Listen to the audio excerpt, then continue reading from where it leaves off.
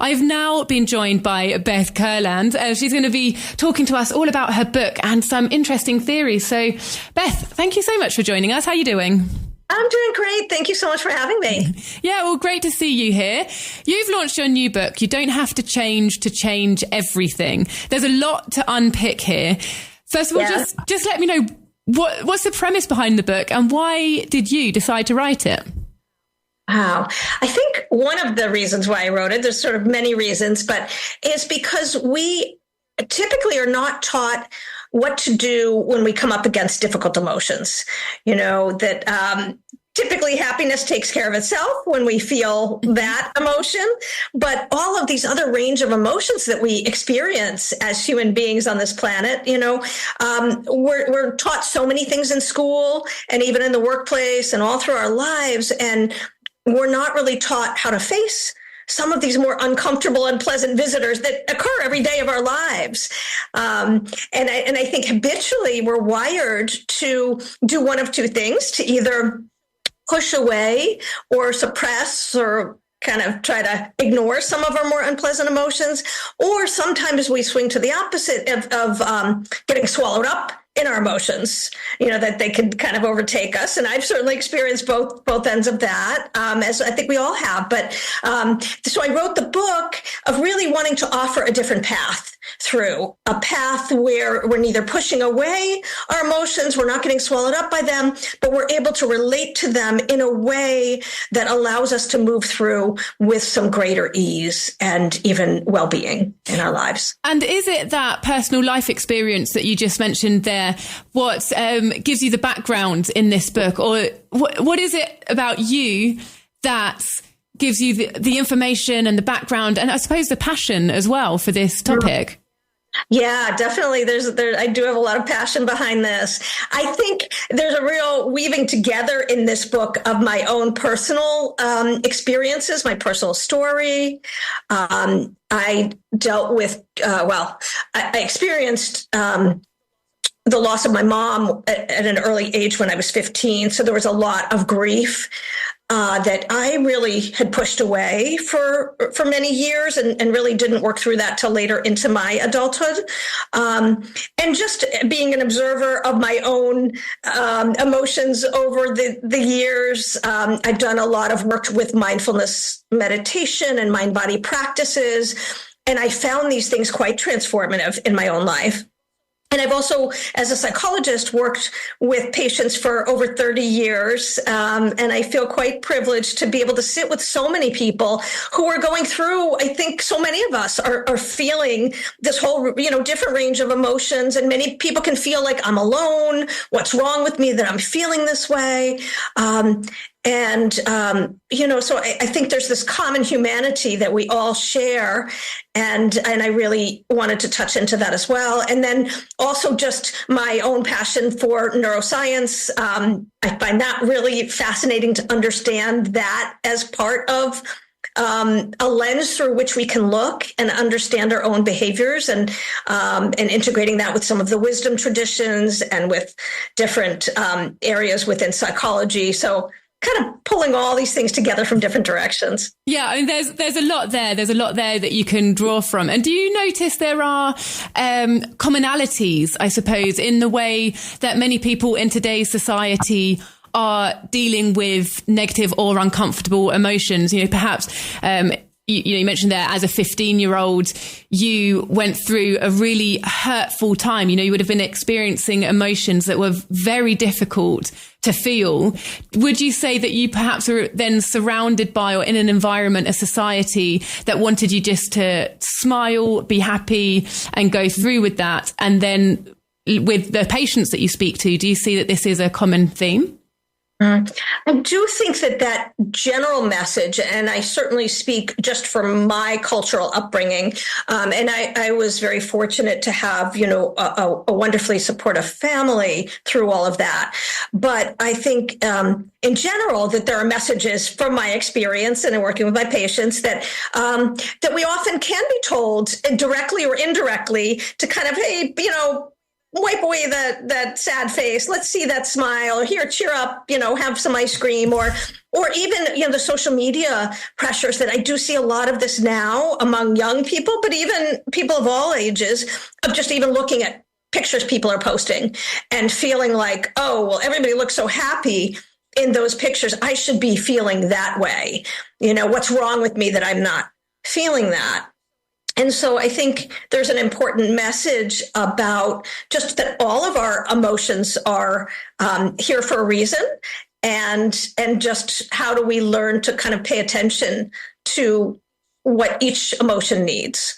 And it's okay to not strive for happy all the time. Happy is a wonderful thing, and I wish it for all of us. But I think sometimes there is that kind of inherent pressure almost that something's wrong when I'm not feeling that. And I really emphasize in the book that instead of striving for happy, we can focus on cultivating well-being, because I see that well-being is something that can be there for us no matter what we're feeling, even in some of our more difficult times. Okay, so if you're sort of making a differentiation between the two of happiness, which is a more euphoric feeling, it's something that we can identify very easily when we're feeling happy. What does it mean to experience well-being then if it's not happiness? Yeah, so and I'm kind of referring to hedonic happiness, which is more that pleasure-focused happiness, that definition of happiness. And well-being, I think, I see it as something that can be side by side, even if we're feeling sad, or even if we're feeling, irritated or frustrated or whatnot, that there are things that we can do. There are actions we can take sometimes, but there are also things we can do within our own mindset to help us to find some sense of ease, even in the midst of that. And one example that comes to mind for me, and this is kind of an extreme example, but I guess just to use it to share, but there was a family member of mine who was in the emergency room. And it was unclear. It was kind of a little scary about what was going on. And I was driving there and felt a lot of fear and uncertainty, but was able to really try at that moment to, sort of grab onto what I could, some of my tools, and just having ways of regulating my nervous system, bringing in, changing my breathing, slowing down my exhalation so that I felt a little bit more grounded, and then really calling to mind. I wasn't able to call anybody on the phone because I had my GPS on, but calling to mind the circle of care around me, of thinking of the people in my life who I know are there to support me. Something like that brought me some sense of well-being, or like, okay, I'm going to get through this. And so I think, even in some of our most difficult times, there are things that we can do to help ground us and stabilize us and call up ways to feel some sense of support, or even a little bit of ease amidst whatever might be going on. Absolutely. And if I'm hearing you correctly, or at least maybe trying to relate to what you're saying on a personal level and digest that here, a sense of well-being might be that you're truly feeling what you are feeling, and then that realness has a sense of being comfortable in itself. So I was just thinking, maybe not so the big extreme things that you've been talking about, but if I'm in a bit of a bad mood, and it's a legit reason to be in a bad mood, I'm grumpy, the child's been just winding me up all day, finding those points to get at me, or whatever it is, I've got to pay some tax bills, I don't know where it's going to get the money from, or whatever.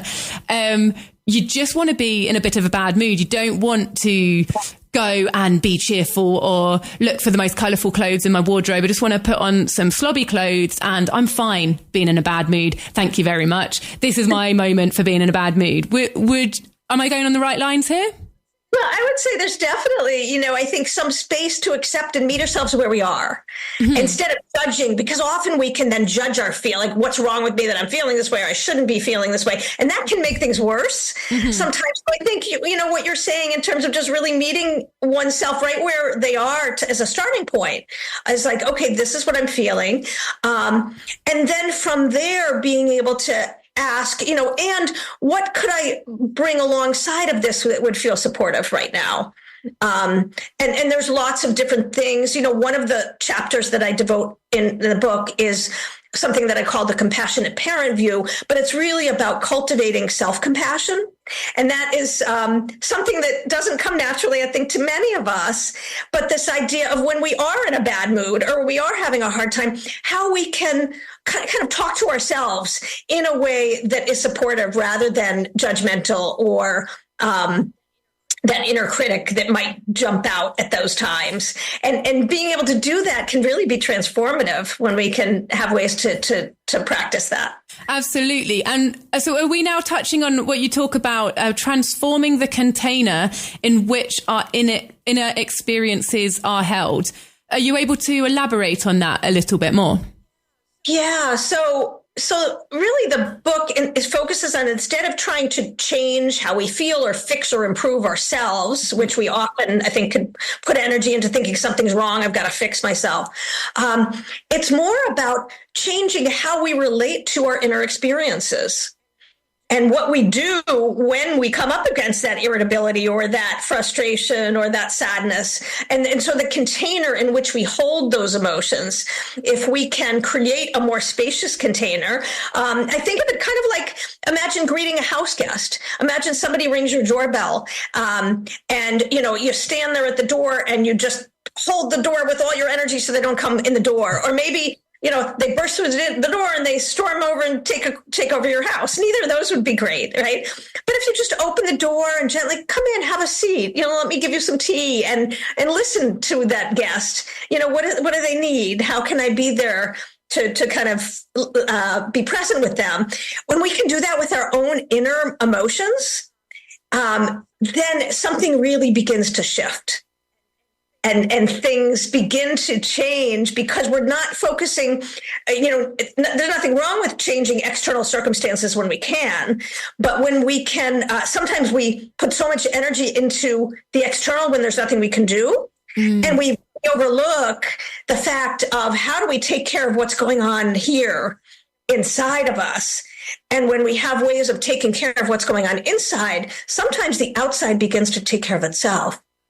Absolutely. And so, how can people put that into practice in practical terms? Obviously, by the book, we're going to go into it in much further detail there, but some more practical steps you've mentioned about some breathing, some looking around for personal support. Are those the sorts of suggestions that come up in your book? You've got 6 ways that you're suggesting that you can shift your vantage point. Yeah, so there's lots of practical exercises that I have, with each of those vantage points. Just to kind of touch on really brief, the anchor view, which is the first one, is all about understanding our autonomic nervous system and having ways to bring more balanced energy into, because when we're in survival mode, when we're, triggered by more intense emotions, it can be hard to think clearly. It can be hard to see what's actually needed. And we have these wonderful inner resources that when we can help to calm our nervous system or stabilize our nervous system, we're able to access these resources. So something like working with our breath or using imagery, things like that can help to bring some cues of safety to our nervous system that then allow us to access different resources. I have a chapter called The Mirror View, which is all about, we usually look in the mirror and we see what's wrong with ourselves. But kind of imagining looking in a metaphorical mirror and being able to see our strengths. See the things that are working well. What are the things that we're doing each day that are moving us in the direction of well-being? Being able to experiment with little things and even small actions that bring a little bit of well-being into our day and starting to make much of that. So really working on noticing our strengths is another, and lots of different ways we can do that. That self-compassion that I talked about is often something that is a little bit foreign for people. So dipping one's toe in, how do we do that? And even talking to oneself in the third person, interestingly, gives a little bit of distance. So if I'm irritable, if I'm having a hard time, and I say, hey, Beth, I can see that you're really struggling right now and you're really frustrated about this thing that just happened. And, and it's understandable that you're feeling this way. And if I can talk to myself from that third person perspective, it gives a little bit of space and distance. And also it makes a little more room for some compassion, I think, to come in. So I love it. And I'm all over what you're saying. I'm really into this. But what would you say to somebody who's maybe a little bit more skeptical? This is completely new to them. Would you suggest any first steps to, why don't you give this a go and see what helps? Or have you got any words of wisdom to maybe change the mind of a skeptic? I think, just seeing for yourself. Really being able to, and I say that with all with my patients, this idea of experimenting. Set up a little experiment for yourself. Try this thing tomorrow, whatever it might be, and see how it feels. And is it, do you find it helpful? In the book, I talk about this idea. One of the exercises is this buckets of well-being, and that we all have, I think, these different, I call buckets of well-being, things that we can do that, whether it might be connecting with other people, learning something new, being in nature, doing something with our senses that's soothing for us, could be whatever that might be, music or other kinds of, visual senses or whatnot.